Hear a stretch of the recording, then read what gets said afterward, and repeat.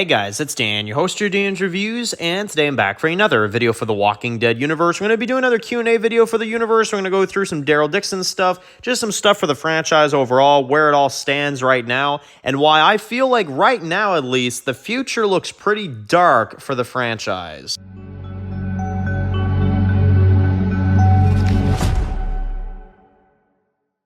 Alright guys, this one's going to be doing a review today. This one's going to be doing a review for the Walking Dead universe and another Walking Dead universe Q&A, guys. Sorry again for no Q&A last week. I just was kind of busy with some of the other videos that we were doing on the channel, some other content and, you know, other things like that. But we're back now for Walking Dead universe Q&As. I always intend to do them every week. Again, last week had to miss out, but coming back to them now this week, and we'll be doing them every week going forward. So, grabbed a lot of comments from you guys. You guys have a lot of comments, especially about the Daryl show, so definitely want to go ahead and go through that and discuss it, and let's just get right into it. So first one comes from Swang, who says that, Dan, do you think in terms of Daryl going to Spain, traveling across, you know, many countries and stuff like that, and the whole Jeffrey Grimes thing kind of coming up, does it kind of take your interest out of the Walking Dead franchise and the Daryl Dixon spinoff in particular? Does it take your interest out knowing that Scott Gimple is very much not lying about the idea that Rick and Daryl's reunion is very irrelevant if we're just going to be traveling around for multiple seasons and having no reunion whatsoever? Does it take any kind of hype away for you or any kind of, like, you know, excitement for the Daryl show away from you?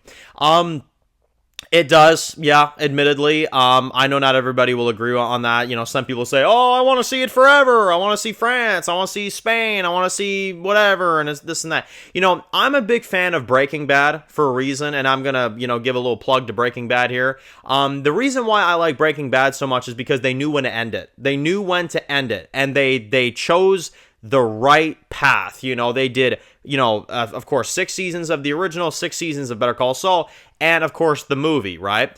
And Breaking Bad knew when to end because they knew that they only had a certain amount of stuff that they could do before it would become kind of redundant and kind of, you know, just like a cash grab, you know?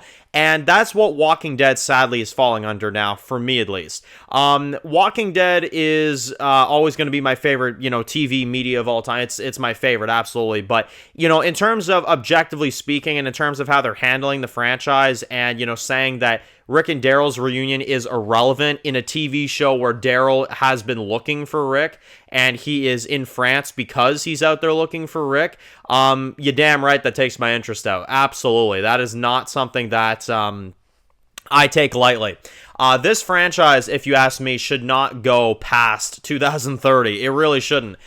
This is a franchise that, I'm sorry, I know it's zombies. I know you can do anything you want with it. I understand that. And this is coming from somebody that's obviously a huge Walking Dead fan, so don't even give me this crap of like, oh, you're not a real Walking Dead fan if you want it to end. No, give me a minute to explain myself here. What I'm saying is that there is a point where you run it too long, right? You run it for way too long, you know? And I think Walking Dead has reached that point. I'm sorry. I do think Walking Dead has gone on too long. And, that's just my honest take on it. I think Walking Dead has ran its course. I think that they should have done a conclusion with Rick and Daryl and, you know, everything like that. And here's the thing is that I know this is not going to be it. When this Daryl show's done and when Dead City's done, it's not going to be over. They're going to do something else, which, you know, again, here's the thing, right? I wouldn't be acting like this if they made Rick and Daryl's reunion a priority to them, or if they, you know, had CRM as a greater, you know, threat. And even if it's not CRM, we need a greater threat over this franchise. I can't keep watching spinoffs where you've got Daryl in Spain and you've got Maggie and Negan bickering in New York. You know, like, we need a direction here. You know what I'm saying? Like, we have a car, but no one's steering. You know what I'm saying? That's the best way to put it. That's the Walking Dead universe right now. We have a car, but no one is steering. Nobody is behind the wheel at all, you know? And I think that's the problem. There's no sense of direction. There's no sense of a destination, you know? I feel like I'm a kid in the back of the car, and I'm like, are we there yet? You know? Mom and Dad, are we there yet? You know? Like, that's what this feels like. Like, I don't know. So you're damn right it takes my interest out of the Daryl show. Absolutely, definitely. I'm still going to watch it. Obviously, I'm still here for it. I'm still here to watch any Walking Dead content there is. That's not what I'm saying, but I'm just more so saying that I think that Walking Dead has kind of ran its course. When you start doing Jeffrey Grimes and shit like that, Yeah, I'd say so. I think you've ran it dry, pretty much. I don't really see much else you can do at that point. But anyway, next one comes from Ridicule, who says that, Dan, do you think that at some point it'll just make no sense for why Daryl doesn't return to the Commonwealth? I mean, honestly, if he leaves France at the end of Season 2 or at the beginning of Season 3, wouldn't he just go back to Commonwealth? Why is he in Spain? Well, I've discussed this many times before, and I don't really understand, is that Carol mentioning to Daryl that Rick came back, which Carol for sure is going to tell him that in Season 2, because obviously we have proof now that Rick is the one that came back. That's confirmed. That's, Rick came back. He's back with his family. That's what she's trying to tell him, And now that we know that that's the case, and, now that we know that that's what happened and that Rick is back, it makes sense why Carol's out there looking for Daryl, right? So you got to think that when she pops up in France, she's going to tell him. We're going to get Daryl's reaction to that. Now, I've heard some people say, and this would be bullshit, but I hope they don't do this. Let me know if you guys have heard of this theory, that Carol pulls a, really dumb move in this one, and she realizes all that's at stake in France, and she decides to not tell Daryl that Rick is back. Daryl may have been like, oh, what's going on? What was going on the walkie? And, and she'd be like, oh, it's nothing. We'll worry about it when we get home, I would be so fucking pissed. I mean, honestly, excuse the language, but I would be so pissed if they did that. And I've heard people discuss that as Carol doesn't want to stress Daryl out, so maybe she won't even mention it to Daryl until they're out of France, And I'm like, oh, you friggers, man, you writers, if you do that shit, I'm going to rip into that shit. That is horrible writing. That is bullshit. So hopefully they don't do that. That right there, as a Rick Grimes mega fan, would actually hurt my soul. It really would. So let's hope that they don't do that, right? Let's hope that they don't act that stupid. But, in terms of, them going back to Commonwealth and stuff like that, but instead going to Spain, instead going to Spain, yeah, stupid. Absolutely stupid. I mean, honestly, there's no reason for it whatsoever. The only way I see this going, which, again, this would be bullshit too, is that they get on the boat, they say, okay, let's sail for the U.S., And then Daryl wakes up at the beginning of Season 3, and he's just like, where are we? Hello, sir, you were in Spain. It's like, oh, for fuck's sakes. You know what I'm saying? That's what I feel like they're going to do, and that would be absolutely ridiculous, but we'll see, right? Like I said, I'm not against the Spain idea. I'm not against any of these ideas. It's just, there's a lot of really plot convenient things going on here.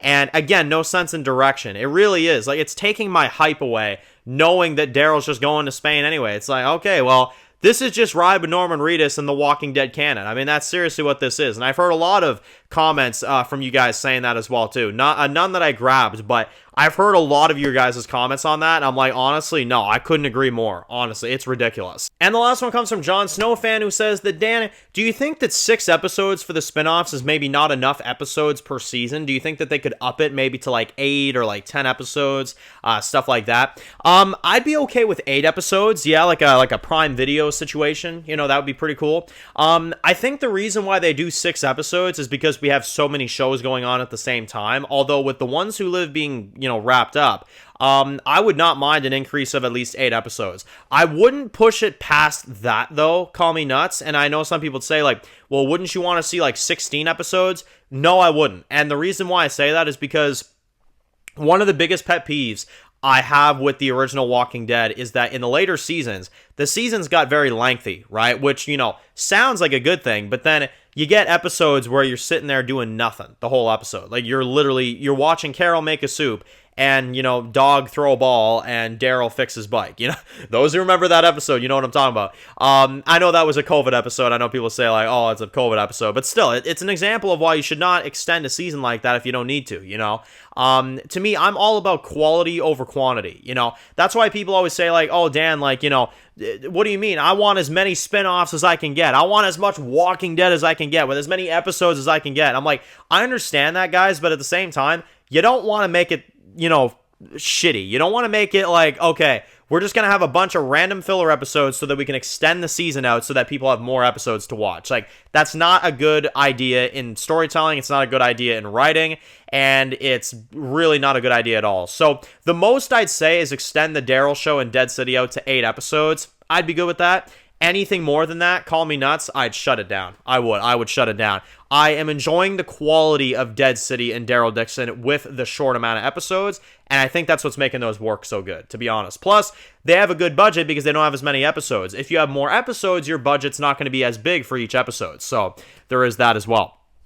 But anyway, let me know your thoughts in the comment section below. That's my overall thoughts on some of the franchise stuff going on right now. Post comments down below. And if you're new to the channel and you enjoy videos like this, be sure to click the subscribe button to miss any of the videos of The Walking Dead. Be sure to follow me on Dan's The Walking Dead reviews on Instagram, guys. And of course, I'll see you guys very soon for more videos of The Walking Dead universe. Enjoy the rest of your day, guys, and peace out.